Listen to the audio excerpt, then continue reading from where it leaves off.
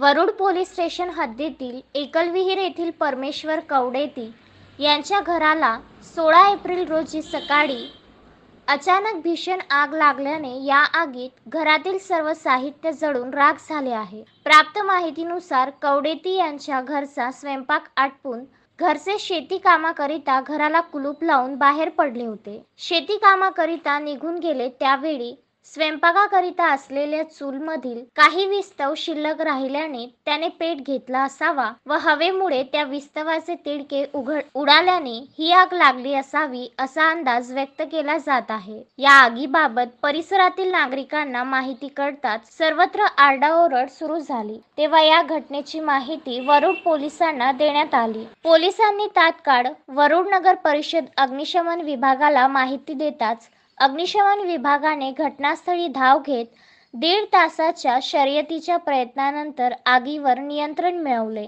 परंतु तोपर्यंत घरातील सर्व जीवनावश्यक साहित्य जळून राख झाले होते। यामध्ये घरातील जीवनावश्यक वस्तूसह घरात भरलेले धान्य, कपाटातील सोन्या चांदीचे दागिने, नगद रोकड व एक दुचाकी असे एकूण 4 लाखांचे नुकसान झाल्याची प्राथमिक माहिती समोर आली आहे। सुदैवाने घरात भरलेल्या सिलेंडर ऐवजी खाली सिलेंडर असल्याने मोठा अनर्थ टळला व या आगीत कुठलीही जीवितहानी झाली नाही। या आगीत सगळंच काही जळाल्याने कवडेती परिवार आता उघड्यावर आल्याने प्रशासनाने याची गांभीर्याने नोंद घ्यावी व या परिवाराला तात्काळ मदत जाहीर करावी अशी मागणी करण्यात आली आहे।